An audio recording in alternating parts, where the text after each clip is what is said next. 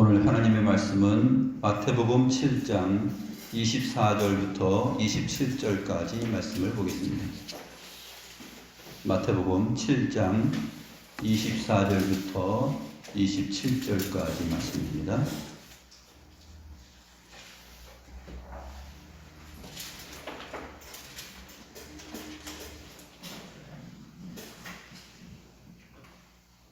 제가 하나님의 말씀을 받들어 읽겠습니다.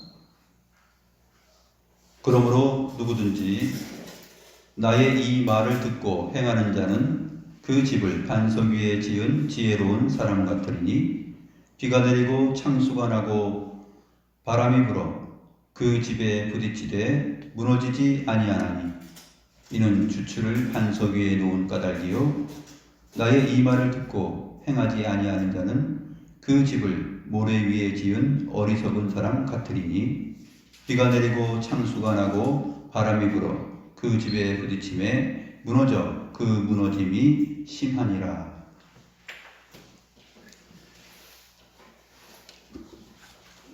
오늘 우리가 함께 살펴볼 본문의 비유는 기독 신자들이라 일컬어지는 사람들에게 주님께서 주시는 말씀입니다.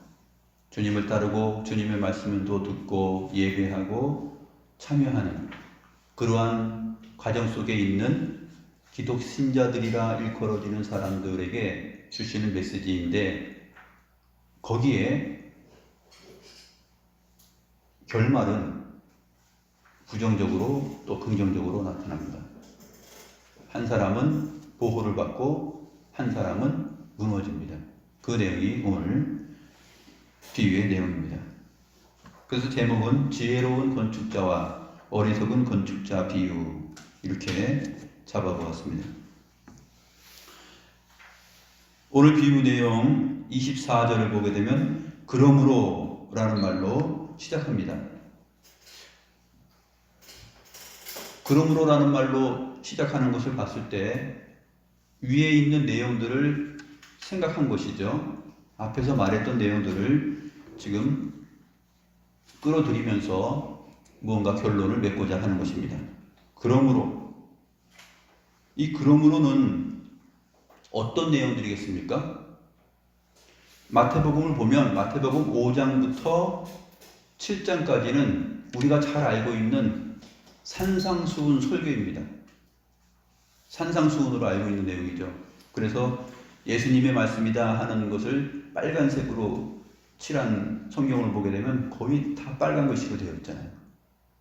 예수님께서 산 위에 앉으셔서 말씀을 전하셨기 때문에 산상설교, 산상수훈이다 이렇게 불려지는 내용입니다. 그 중에서 이 말씀을 마치는 마지막 내용이 무엇이냐면 바로 오늘 우리가 살펴볼 비유 내용입니다. 그러므로 누구든지 하면서 비유가 시작되는데 이것이 바로 결말입니다. 산상수훈의 내용의 결말.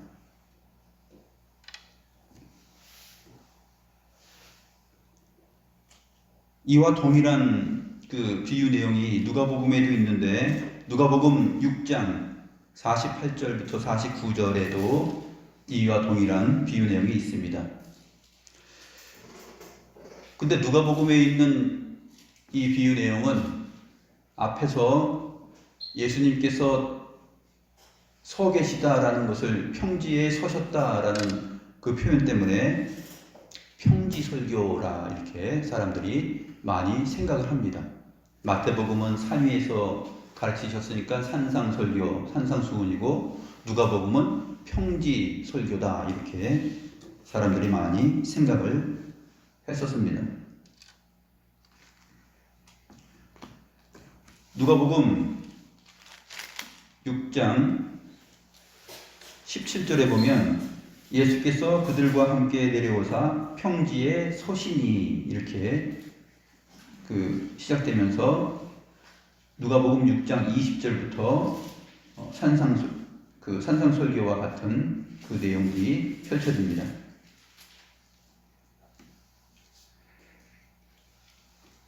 그러나 이 마태복음과 누가복음의 내용을 자세히 보면은 예수님께서 마태복음의 내용은 산에서 가르치셨고 누가복음의 내용은 평지에서 가르치셨다 이렇게 생각하는 것은 옳지 않습니다.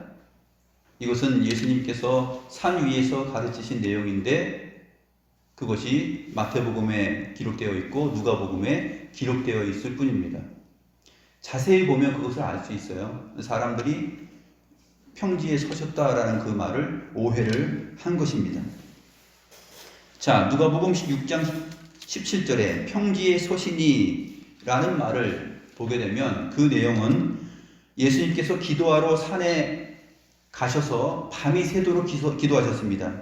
그리고 기도가 끝나자 날이 밝자 제자들을 부르시고 그 중에 12제자를 택하여 사도라 칭하시고 그들과 함께 내려와서 평지에 서 계신 것입니다. 그 상태예요. 평지에 서서 말씀을 전하신 것이 아니라 평지에 서 계신 것입니다. 그때 어떤 일이 일어났느냐 하면 예수님의 말씀도 듣고 병고침을 받기 위하여서 유대 사방에서 그리고 저 북쪽의 지중해 해안 두로와 시돈 땅에서 요단강 건너에서 수리아에서 수많은 인파들이 몰려옵니다. 각색 병자들을 다 데리고 옵니다. 주님의 말씀도 듣고 병고침도 받기 위하여서. 그래서 주님께서 병고치는 사역을 많이 하시니까 그 소문을 듣고 말씀도 듣고 병고침을 받아야 되겠다 하고 사람들이 몰려오는데 그때가 언제냐면 한적한 곳에 가서 기도를 마친 다음에 그 산에서 날이 밝자 내려오셨을 때 야, 예수님 내려왔다 하면서 이제 다 몰려든 거예요. 그때 그게 평지의 서신이에요. 산에 올라갔던 것은 기도하러 올라갔었죠. 그 다음에 내려와서 평지에 서신 것입니다. 그 내용이 누가복음 6장 17절부터 19절까지 이어지는 것입니다. 그리고 설명이 되죠. 설명을 달고 있습니다. 그 다음에 본격적으로 누가복음을 보면 누가복음 6장 20절에서 예수께서 눈을 들어 제자들을 보시고 이르시되 하면서 산상수훈의 내용이 똑같이 펼쳐집니다. 그러면 마태복음은 어떨까요? 마태복음 5장을 보게 되면 누가복음 6장 17절부터 19절까지 예수님께서 평지에 서셨다 하는 내용부터 이렇게 전개된 내용이 마태복음 5장 1절부터 이제 예수님께서 무리를 모시고 산에 올라가 앉으시니 라는 말 전에 4장 23절부터 25절까지의 내용입니다.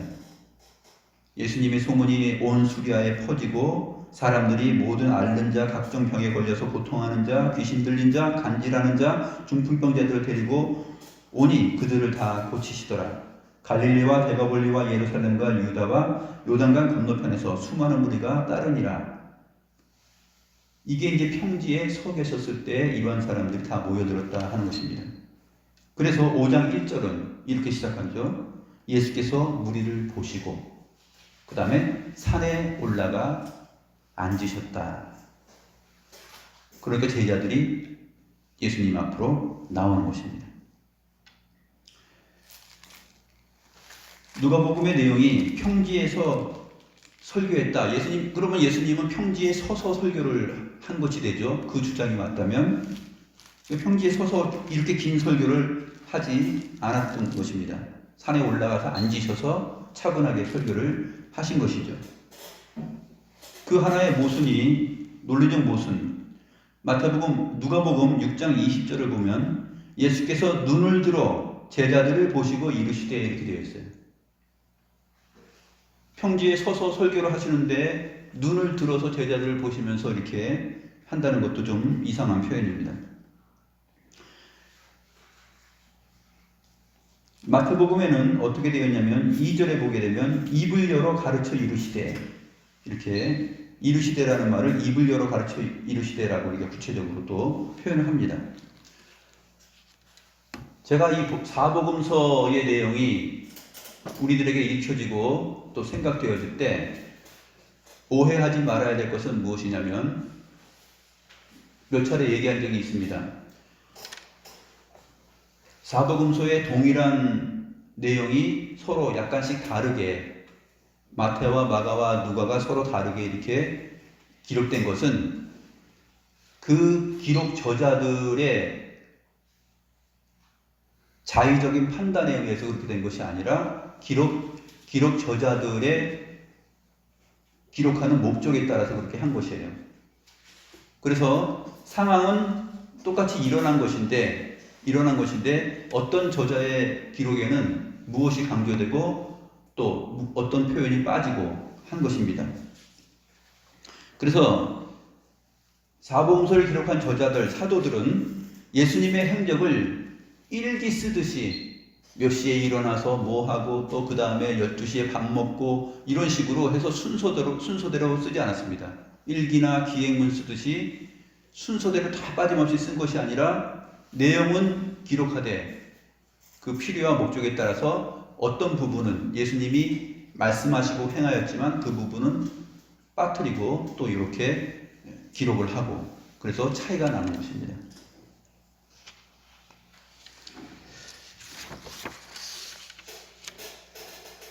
그래서 오늘 이 본문도 마태복음과 누가복음을 같이 비교해 보면서 보면은 흐름을 정확하게 파악을 할 수가 있는 것입니다. 오히려 모순이 아니라 흐름을 더 정확하게 파악을 할 수 있어요. 그렇기 때문에 예수님은 평지에 서 계셨을 때 사람들이 다 주님 앞에 나아온 것을 보고 이제 병자들을 고쳐주신 거죠. 병자들을 고쳐주신 다음에 그 다음에 무리를 보시면서 산으로 올라가서 산 위에 앉으셔서 입을 열어서 이 산상수훈을 가르치신 것입니다. 순서가 그렇게 되는 것이에요.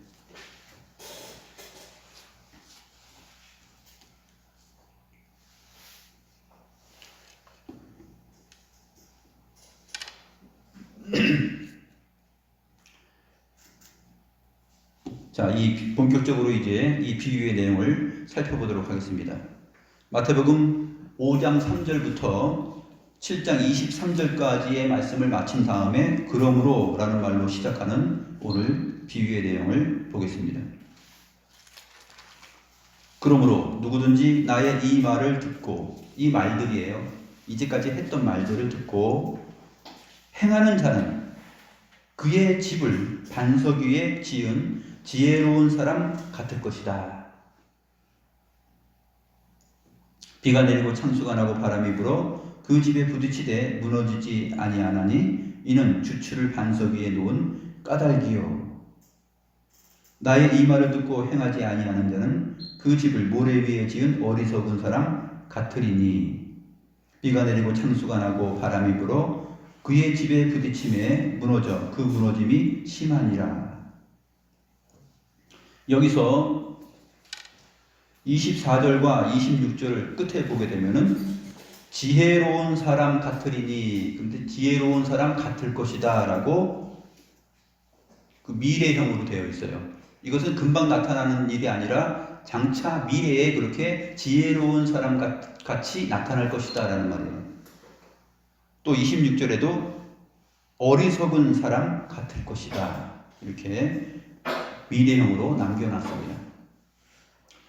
무엇이 되기 전까지는 몰라요. 무엇입니까? 비가 내리고 창수가 나고 바람이 불어 그의 집에 부딪힐 때까지는 모르는 거예요. 그 후에 나타나는 일입니다.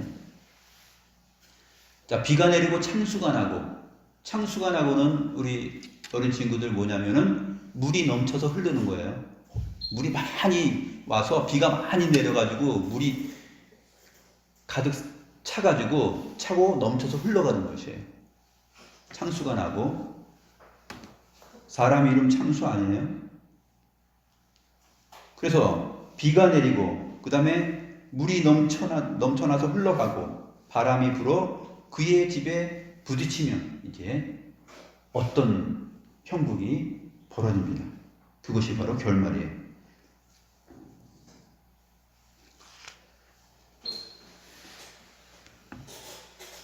이 미래에 나타날 두 건축자들의 결론, 그것이 바로 이 미래형으로 주어진 내용입니다.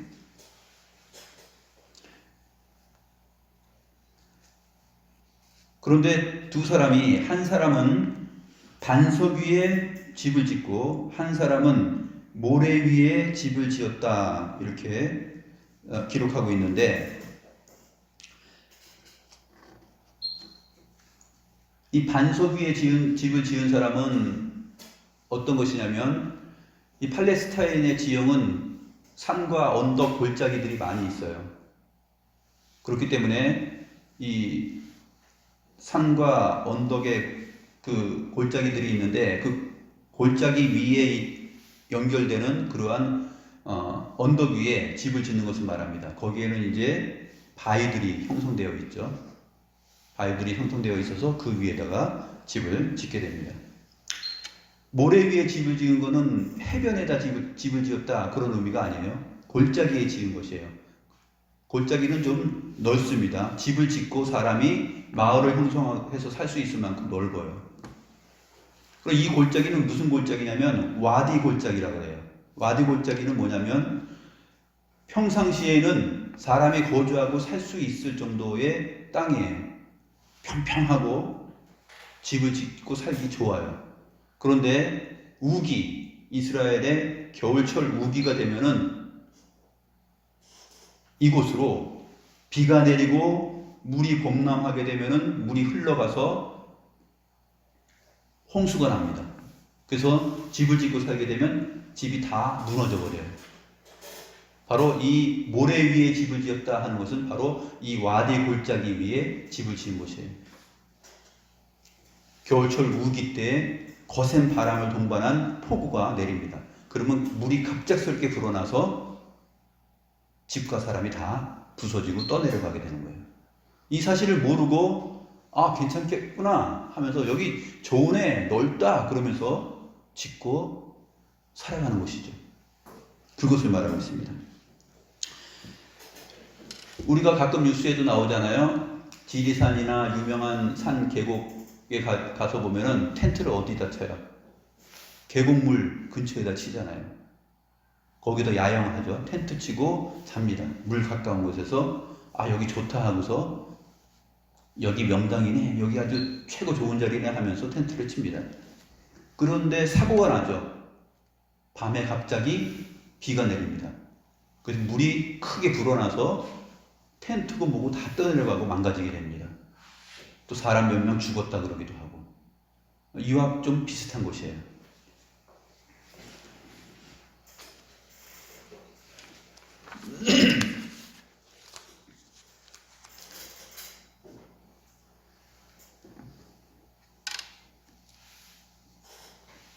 모래 위에 집을 지은 사람이 어리석은 사람인데, 모래 위에 집을 지은 사람은 반석 위에 집을 지은 사람처럼 주추를 놓았을까요? 안 놓았을까요? 주추는 이제 기둥 밑에 받치는 돌 같은 것인데, 그 주추, 기초를 놓았을까요? 안 놓았을까요? 마태복음에는 없죠. 누가복음에는 있어요. 자, 누가복음에는 반석 위에 집을 지은 사람이 어떻게 구체적으로 지었는지 누가복음 6장 48절 49절을 보면 있습니다. 누가복음 6장 48절 보면 집을 짓되 깊이 파고 주추를 반석 위에 놓은 사람 같을 것이다, 이렇게 되어 있습니다. 마태복음에 없는 표현이 있죠. 깊이 파고가 됩니다. 깊이 파고 주추를 반석 위에 놓은 사람이 지혜로운 사람이에요. 마태복음에 없는 내용이 또 누가복음 6장 49절에 있습니다. 어리석은 사람이 집을 짓는데 모래 위에 집을 지었다 그래요. 그러면 주추 놓았을까요? 안 놓았을까요? 궁금하잖아요. 마태복음에 없어요. 근데 누가복음에 보니까 있어요. 49절에 보면 듣고 행하지 아니하는 자는 주추 없이 흙 위에 집 지은 사람과 같으니, 이렇게 표현을 해주고 있습니다. 그래서 공관복음은 같은 내용, 비슷한 내용이 서로 약간씩 다를 때 그것을 상호 보완적으로 읽어야 됩니다. 그러면 이것은 우리의 생각을 방해하는 것이 아니라 우리의 생각을 도와줘요. 하나님의 말씀을 신실한 하나님의 말씀으로 보지 않는 사람들은 자꾸 부정적으로 생각해요. 또 문맥을 따라서 잘못 파악하기 때문에 흐름이 이렇게 연결되고 이 다음에 이것이 일어난 거구나 하고 분석하면서 자연스럽게 이해하는 것이 아니라 평지에 서셨으니 라는 표현 때문에 이것은 평지에 서서 설교한 거다 이렇게 금방 결론을 내리는 것이에요. 그렇지 않죠. 흐름을 보면 문맥을 보면 그렇지 않습니다. 평지에 서서 사람들 병자들을 고친 다음에 무리를 보신 다음에 그 다음에 산에 올라가서 앉으셔서 가르치신 내용이에요. 하나의 가르침이에요. 이 하나의 가르침이 기록 저자에 따라서 약간씩 틀린데 그것 또한 역시 보완하면서 보면은 재밌습니다. 그리고 이해가 돼요. 그렇구나. 모래 위에 그 와디 골짜기 그 바닥에다가 집을 지은 사람은 땅을 파서 깊이 받고 그 다음에 주초를 놓고 하는 작업을 안 했구나. 그러한 과정이 없었구나 하는 것을 알아요. 그냥 거기다 그 위에다가 집 모양만 지은 거예요.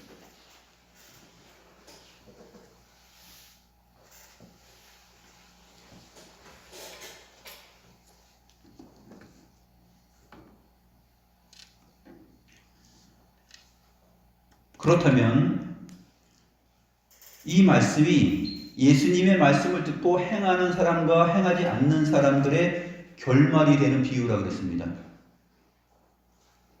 예수님께서 하신 말씀이 무엇인지를 그러면 살펴보고 알아야 되겠죠. 많은 말씀을 5장 3절부터 7장 23절까지 하였습니다. 그런데 특별히 우리가 살펴볼 것은 지혜로운 사람과 같을 것이다. 미련 어리석은 사람과 같을 것이다. 라는 이 미래형으로 끝나는 표현을 주목하면서 우리가 5장부터 7장까지 한번 살펴보겠습니다. 어떤 말씀이 같이 연결되고 있는지 주님께서는 5장부터 7장까지 말씀하시는 과정 속에서 지혜로운 사람과 같이 보호받고 구원받는 것, 하나님 나라 백성 되는 것이 있고 그렇지 못하고 하나님 나라 밖으로 쫓겨나고 멸망당하는 사람들이 있습니다. 그 내용을 5장부터 7장까지 하셨어요. 그 다음에 마지막 결론으로 이 비유를 말씀하시면서 산상수훈의 설교를 마친 거예요. 마태복음 5장 20절 이하의 내용부터 잘 나타나 있습니다. 마태복음 5장 20절 말씀을 보면 너희의 의가 서기관과 바리새인의 의보다 낫지 못하면 결코 천국에 들어가지 못할 것이다 그랬습니다. 못할 것이다. 이 미래형이에요. 너희의 의가 서기관과 바리새인의 의보다 낫지 못하면 결코 천국에 들어가지 못할 것이다. 천국에 들어가는 것도 여기 암시되어 있는 거죠. 그 함의되어 있는 것입니다. 만일 너희의 의가 서기관과 바리새인의 의보다 더 낫다면 나은 의라면 반드시 천국에 들어가는 거죠. 그러나 그렇지 못할 경우에는 천국에 들어가지 못하는 것입니다. 서기관과 바리새인들의 의는 무엇일까요? 그들은 마태복음 23장에 잘 나타나 있죠. 그들의 의의 기준은 겉으로 보이는 외식하는 내용들입니다. 박하와 회양과 근체의 11조는 드리지만 율법에 더 중한 바 정의와 긍휼과 믿음은 버린 의. 그것이 서기관과 바리새인들의 의죠. 너희의 의가 이러한 의보다 낫지 못하다면 천국에 들어가지 못할 것이다 라고 말한 것입니다. 그럼 어떤 의가 들어가는 것입니까? 형식적으로 박하와 회양과 근체 11조 각종 모든 11조를 다 드리고 나는 하나님께 이렇게 살았어 하면서 자랑하는 그러한 의, 스스로의 의를 드러내는 거, 그거는 사실 하나님 앞에 인정받지 못하는 것이죠. 무엇이 인정받습니까? 정의, 긍휼, 믿음. 하나님의 말씀을 따라 정의를 구현하고 생활하였느냐? 그리고 사람들에게 긍휼을 베풀었느냐? 또 믿음을 가지고 신뢰하고 신실하신 하나님을 믿으며 살아갔느냐? 이것이 바로 주님께서 인정하시는 의이고 믿음입니다. 그들의 의는 잔과 대접의 겉은 깨끗이 하지만 그 안에는 탐욕과 방탕으로 가득하였다라고 마태복음 23장 25절에서 말하였습니다. 서기관과 바리새인은 율법이 말하는 표면적인 의미만을 지키면 율법을 지킨 것이라고 생각하고 살아갔죠. 그래서 예수님께서 말씀하십니다. 살인하지 말라는 말씀을 너희가 들었지만 형제를 대하여 라카, 미련한 놈이라고 말하는 사람은 공회에 잡혀가게 되고 또 바보, 헬라어로는 모레인데 바보라 하는 자는 지옥불에 들어갈 것이라 하였습니다. 형제에 대하여서 미련한 놈, 라카라고 말하는 사람은 공회에 잡혀가게 될 것이고 미래형이죠. 모레, 바보라고 하는 자는 지옥불에 들어갈 것이라고 말했습니다. 이게 반석 위에 지은 지혜로운 사람이 맞이하는 결과, 지혜로운 사람과 같을 것이고 또 어리석은 사람과 같을 것이고에 연결되는 내용입니다. 예수님은 산상수훈 앞쪽에서부터 비유가 시작되기 전까지 이러한 부분들을 부분적으로 다 말씀을 하셨어요. 그리고 나서 최종 결론으로 한 비유 내용을 딱 던지면서 산상수훈을 마치신 거예요.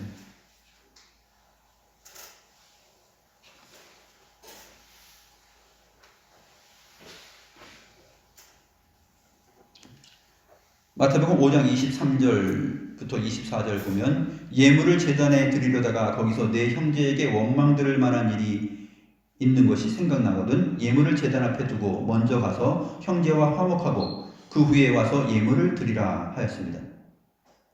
이 말씀대로 행하는 자가 그의 집을 반석 위에 짓는 지혜로운 건축자입니다. 그렇지 못한 사람은 어떻게 하겠어요? 형제에게 원망 들을 일이 있어도 예물만 드리면 나는 예배한 자다라고 자기 의를 드러내겠죠. 예물 드리고 헌금만 하면 나는 예배 참석하고 헌금하고 찬송했으니까 나는 예배한 거야 이렇게 생각하는 거죠. 예수님은 그거 아니라 그러는 것이요. 형제에게 원망 들을 일이 있으면 제물을 드리기 전에 먼저 형제에게 가서 사과하고 화해하라는 것이에요. 그것이 진짜 예배다라는 것이에요. 그런 것을 우습게 여기고 예배 자리에 나와서 예배하고 뭐 헌금 드리고 나는 다 예배자로서 나를 드렸습니다라고 이렇게 하는 것은 그것은 주님께서 인정하지 않는 것입니다. 언제 그것이 나타납니까? 평상시 이렇게 살아갈 때 예배할 때는 안 나타나요. 오히려 그런 사람들이 참 정말 새벽에도 나오시고 수요도 나오시고 금요도 나오시고 주일날도 나오시고 저분 좋으신 분이야.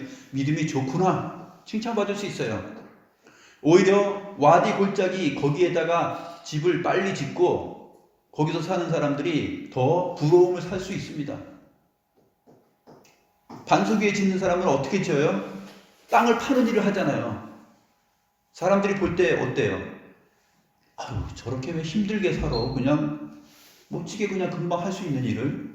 근데 반석 위에 집을 짓는 사람은 땅을 깊이 파고 주초를 바위에 두고 그 다음에 집을 지어서 살아갑니다. 누가 인기 있을 것 같아요? 반석 위에 짓는 사람은 1년 걸렸어요. 와디 골짜기에 짓는 사람은 한 5개월 걸렸어요. 5개월이면 집 다 짓는데 지금 1년 걸려서 짓네.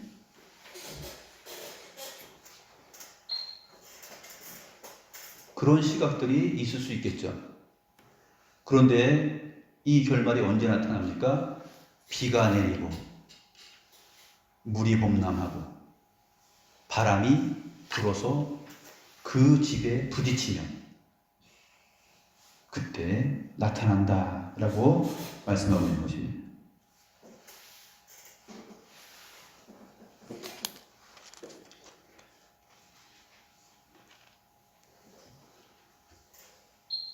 그 집은 하나님의 심판의 날에 심하게 무너지고 말 것입니다.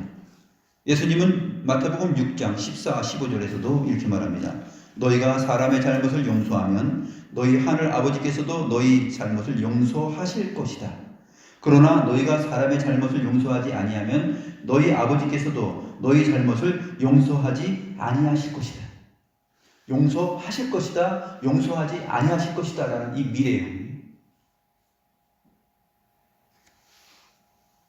부딪혀서 심하게 크게 무너져 버릴 것이다, 또는 바람에 부딪혔지만 무너지지 않는다에 해당이 되는 것이에요. 나의 이 말을 듣고 행하는 자, 그는 반석 위에 집을 지은 자인데 무너지지 않는다. 무엇입니까? 사람의 잘못을 용서하면 너희 하늘 아버지께서도 너희 잘못을 용서하실 것이다. 이게 반석 위에 집을 짓는 사람의 생활이죠. 하나님의 주님의 말씀을 듣고 이 말씀을 듣고 행하는 자예요. 그런데 어리석은 자, 주님의 말씀을 듣고 행하지 않는 어리석은 자는 누구입니까? 사람의 잘못을 용서하지 아니하면 너희 아버지께서도 너희 잘못을 용서하지 아니하실 것이다. 너희가 살아오고 쌓아온 그 경건과 예배적 삶과 기독 신자라는 그 타이틀, 그것이 결국 주님의 심판날, 비가 내리고 창수가 나고 바람이 불어서 부딪히는 날, 그때가 오면 너희의 그 집은 무너지고 무너짐이 클 것이다 라고 말하는 거죠.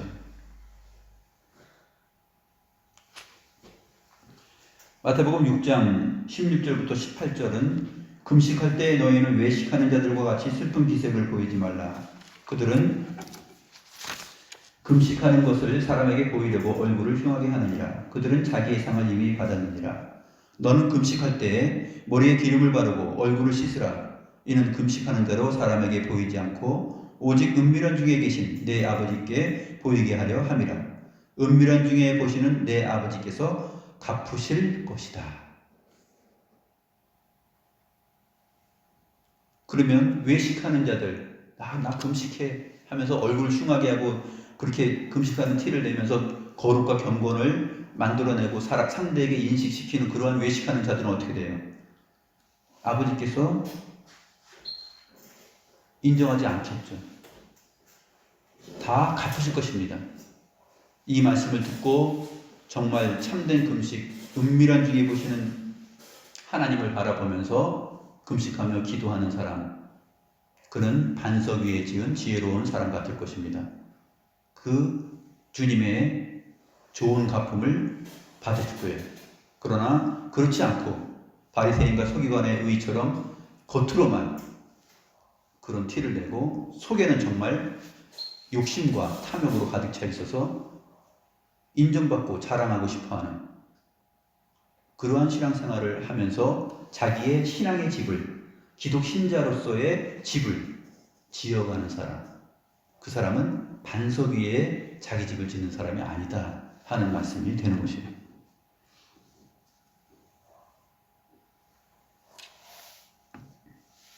이 밖에도 주님은 너희를 위하여 보물을 땅에 쌓아두지 말고 하늘에 쌓아두라는 말씀을 통해서 하나님과 재물을 겸하여 섬길 수 없다는 말씀을 하셨습니다.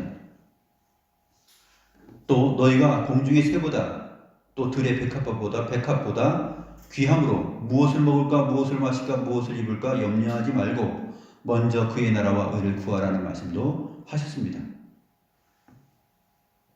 내일 일을 위하여 염려하지 말라. 내일은 내일이 염려할 것이요 한날 괴로움은 그날로 족하니라 라고 가르치셨습니다. 이러한 말씀들을 듣고 우리가 어떻게 해야 되느냐? 공중의 새를 보고 들의 백합화를 보면서 신실하신 하나님, 우리를 기르시고 우리를 충분히 이 새들보다 이 백합꽃보다 더 우리를 사랑하시고 귀하게 여기신 하나님이 우리를 굶기시고 우리를 살지 못하게 하시겠느냐? 그렇지 않다라는 거죠. 그 믿음을 가지고서 살아가라. 그런데 그렇지 못하게 살아가는 기독신자들이 많이 있다라는 것입니다.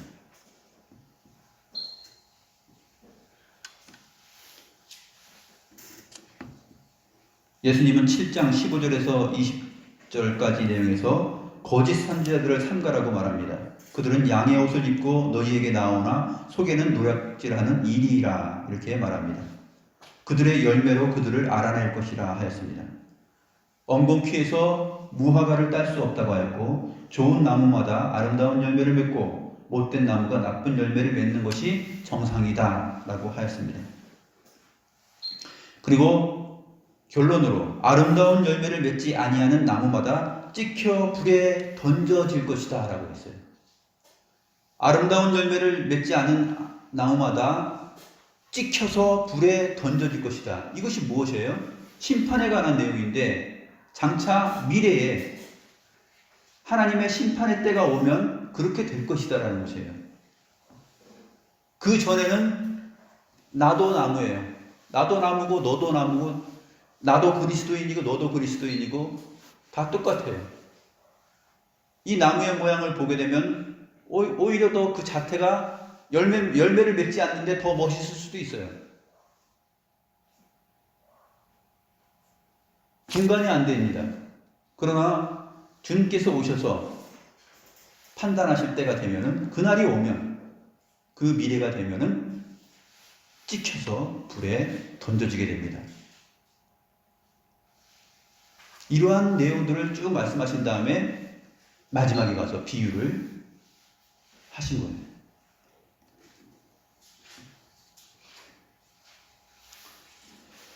(7장) 21절과 23절에서도 그러죠. 나더러 주여 주여 하는 자마다 다 천국에 들어갈 것이 아니요.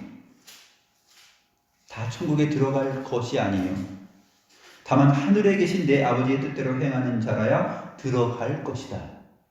들어갈 것이 아니요 들어갈 것이다. 이렇게 말을 하고 있는 거예요. 그날에 많은 사람이 나더러 이르되 주여 주여 우리가 주의 이름으로 선지자 노릇하며 주의 이름으로 귀신을 쫓아내며 주의 이름으로 많은 권능을 행하지 아니하였나이까 하리니 그때 내가 그들에게 밝히 말하되 내가 너희를 도무지 알지 못하니 불법을 행하는 자들아 내게서 떠나라 할 것이라는 말씀을 하십니다. 이러한 표현들이 다 무너지고 심하게 무너질 것이다. 어리석은 사람과 같을 것이다. 라는 이 표현과 연결이 되는 내용입니다. 나의 이 말을 듣고 행하지 않는 자, 나의 이 말을 듣고 행하는 자.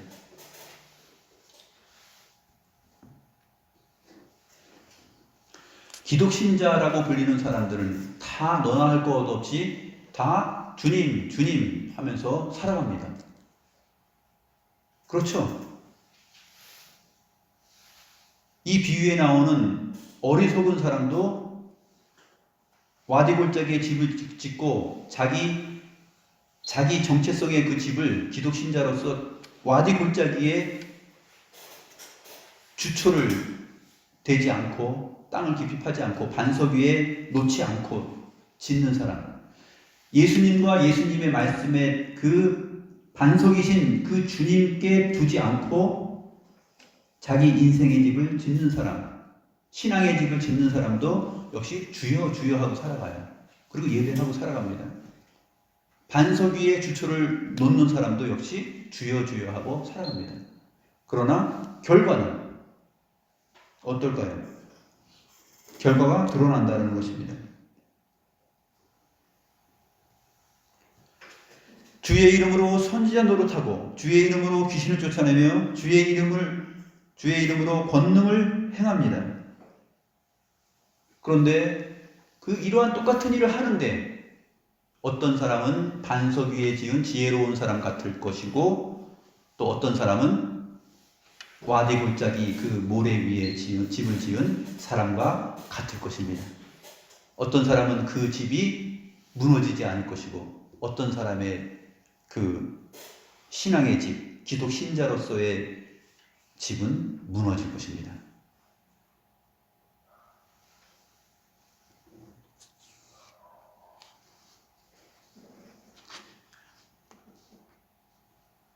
거짓 선지자들이 그렇게 살아갔습니다. 과거나 오늘날에도 많은 그 목사들이 있죠.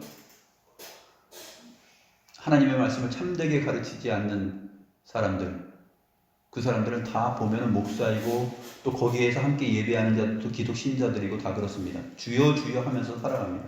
선지자 노릇하고 귀신을 쫓아내고 권능을 행합니다. 다 주님의 이름으로 합니다. 그러나 미래에 무너질 자들이 있는 것이죠. 예수님의 말씀에 세우지 않는 신자로서의 집이 되기 때문에 그렇습니다. 에스겔 선지자도 바로 오늘 비유와 같은 표현을 하였습니다. 거짓 선지자들에게 한 표현인데요. 여호와의 이름을 팔며 자기 마음대로 예언하는 거짓 선지자가 맞이할 심판에 대하여서 에스겔 선지자는 에스겔서 13장 13절부터 14절에서 이렇게 표현했습니다. 그러므로 나 여호와가 말하노라. 내가 분노하여 폭풍을 퍼붓고 내가 진노하여 폭우를 내리고 분노하여 큰 우박덩어리로 무너뜨릴 것이다. 회칠한 담을 내가 이렇게 허물어서 땅에 넘어뜨리고 그 기초를 드러낼 것이라. 담이 무너진 즉 너희가 그 가운데서 망하리니 나를 여호와인 줄 알 것이다. 나를 여호와인 줄 알 것이다. 그때 폭풍이 불고 진노하여 폭우가 내리고 우박덩어리가 내리고 집의 기초를 무너뜨리고 하면 그것이 다 드러나고 부서지고, 이 에스겔서 13장의 이 표현이 바로 오늘 주님께서 하신 표현이죠. 비가 내리고 창수가 나고 바람에 부딪히면 그 집은 무너질 것이다. 그리고 나를 여호와인 줄 알게 될 것이다. 하나님이 어떤 분이시냐? 나의 말을 듣고 행하는 자는 반석 위에 집을 지은 사람 같을 것이고, 그렇지 않은 사람은 와디골짜기 모래 위에 집을 지은 사람 같을 것이다.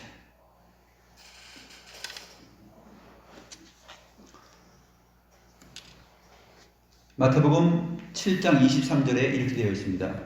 그때에는, 마태복음 오늘 비유가 나오는 바로 윗절에, 그때에는 바로 비가 내리고 창수가 나고 물이 넘쳐 흘러 바람이 불어서 그의 집에 부딪히는 때입니다.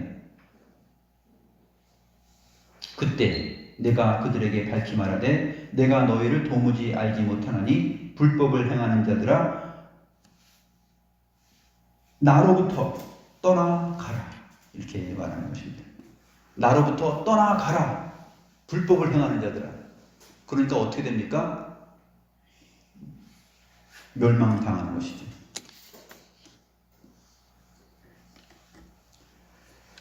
마태복음 16장 18절을 보면 우리가 잘 아는 내용이 있죠.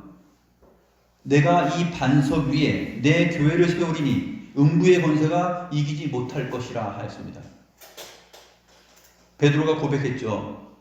예수님께서 사람들이 인자를 누구라 하느냐, 너희는 나를 누구라 하느냐 물었을 때 주는 그리스도시요 살아계신 하나님의 아들이십니다.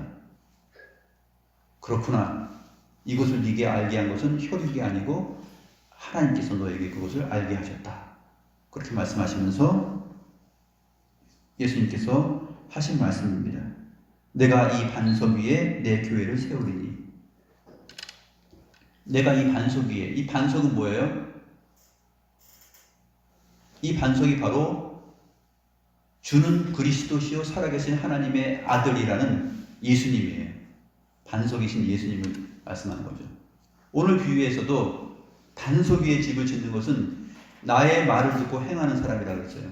예수님의 말씀인 그 반석에, 그 위에 집을 짓는 사람입니다.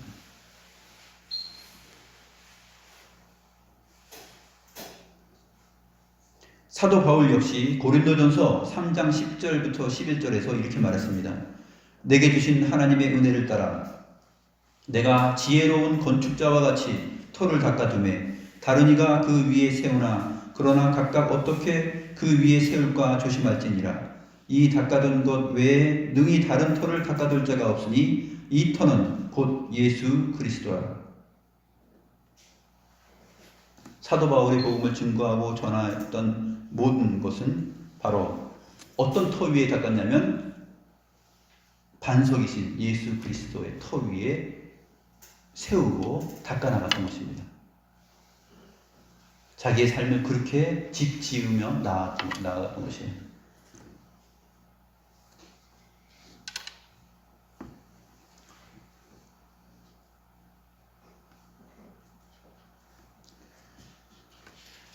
이 땅에 많은 사람들이 다 하나님을 예배하고 나도 기독신자, 너도 기독신자, 나도 예배자, 너도 예배자, 분간이 안 돼요. 다 똑같아요. 나도 경건, 너도 경건, 뭐 다 똑같습니다. 그렇게 살아가요. 다 되는 줄 알아요. 다 똑같은 줄 알아요. 그런데 그렇지 않다라고 말하는 게 주님의 말씀입니다. 어디에다 어떻게 집을 짓느냐? 땅을 깊이 파고 반석 위에 집을 짓느냐?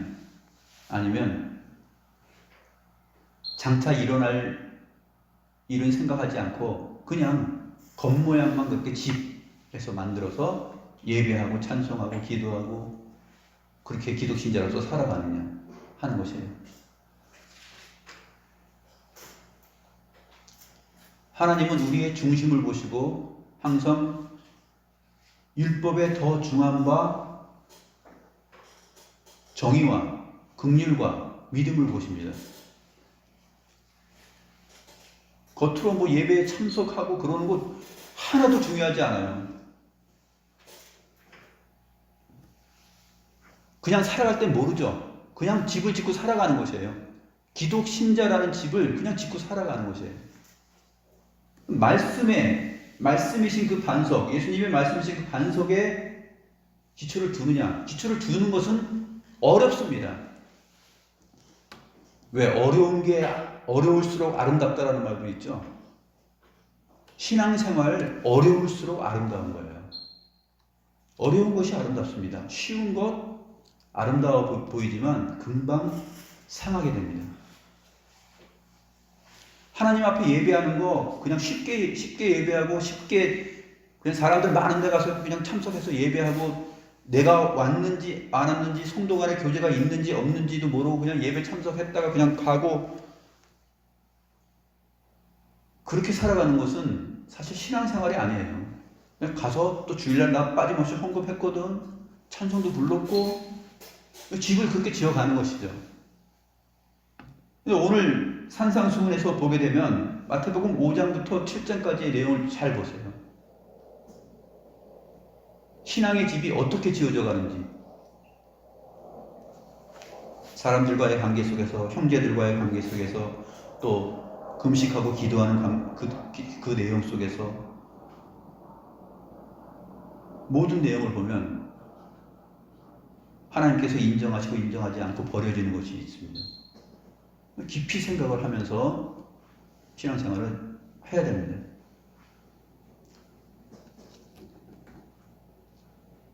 세상은 시대마다 저마다의 환경을 가져와요. 그러나 이러한 환경이 사실 처음이거나 또 옛 것보다 더 세거나 뭐 그런 것은 아닙니다. 이 코로나 시대에도 역시 하나님은 여전히 동일한 걸 보셔요. 언제나 동일하신 하나님은 동일한 기준을 들이대고 우리를 보십니다. 내 말을 듣고 반석 위에 집을 짓느냐 안 짓느냐 이것만 주님은 살펴봐요. 너네 코로나였으니까 그렇지 하면서 그렇게 그냥 넘어가실 것 같아요? 그렇지 않습니다. 항상 중심을 하나님께로 향하고 하나님의 말씀을 깊이 생각하면서 우리의 신자로서의 신앙의 집을 지어가야 될 것입니다. 솔로몬은 잠언 24장 3절부터 4절에 이렇게 말했습니다. 집은 지혜로 말미암아 건축되고 명철로 말미암아 견고하게 되며 또 방들은 지식으로 말미암아 각종 귀하고 아름다운 보배로 채우게 되느니라. 이것이 기독 신자의 인생의 집이에요. 집은 지혜로 말미암아 건축되는 것입니다. 하나님의 말씀을 듣고 땅을 깊이 파고 주초를 두고 반석 위에 집을 짓는 것. 그 하나님의 말씀, 지혜로운 말씀으로 말미암아 집이 건축되는 것이에요. 또 명철로 말미암아 견고하게 되는 것입니다. 방들은 어떻습니까? 지식으로 말미암아 각종 귀하고 아름다운 보배로 채우게 되는 것입니다. 모두가 다 하나님과 하나님의 말씀을 말하고 있어요. 지혜, 명철, 지식. 신자의 집, 신앙의 집은 그렇게 세워져 가는 거예요.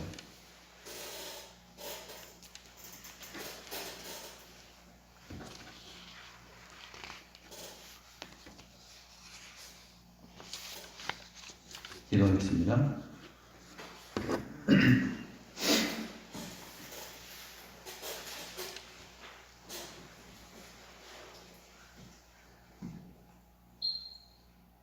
거룩하신 하나님 아버지, 이 땅의 많은 그리스도인들이 그리스도의 이름으로 주님을 예배하고 선지자 노릇하고 권능도 행하며 삶을 살아갑니다. 겉모양을 보면 모두 그리스도인으로서의 자기 집을 짓고 살아갑니다. 그러나 어떤 사람은 반석 위에 그의 인생의 집을 짓고 어떤 사람은 와디 골짜기 모래 위에 자기 인생과 신앙의 집을 짓고 살아갑니다. 이 땅에 사는 동안 아무런 차이가 없어 보입니다. 그러나 그 차이를 드러낼 때가 있으니 비가 내리고 물이 넘치고 바람이 불어 그들의 집에 부딪히는 때가 되면 누가 지혜로운 건축자인지 누가 어리석은 건축자인지 밝히 드러나게 됩니다. 누가 주의 말씀을 듣고 행하며 살았는지 누가 주의 말씀을 듣고도 행하지 않고 살았는지 밝히 드러난다 하였습니다. 바리새인과 서기관들의 의보다 더 나은 의가 아니면 천국에 들어갈 수 없다 하였습니다. 저희로 하여금 외식하는 신앙의 집을 세우며 살아가지 않게 하옵소서. 저희 신앙의 삶이 잔과 대접의 겉은 깨끗이 하되 그 안에는 탐욕과 방탕으로 가득 찬 회칠한 무덤같이 되지 않게 도와주옵소서. 박하와 회양과 근처에 11조는 드리나 율법에 더 중한 바 정의와 긍휼과 믿음은 버리는 자가 되지 않도록 도와주시옵소서. 반석이신 예수 그리스도 위에 집을 짓고 반석이신 주의 말씀대로 행하며 살아가는 지혜로운 사람들이 되게 하여 주옵소서. 교회의 반석이신 살아계신 우리 구주 예수 그리스도의 이름으로 기도드리옵나이다.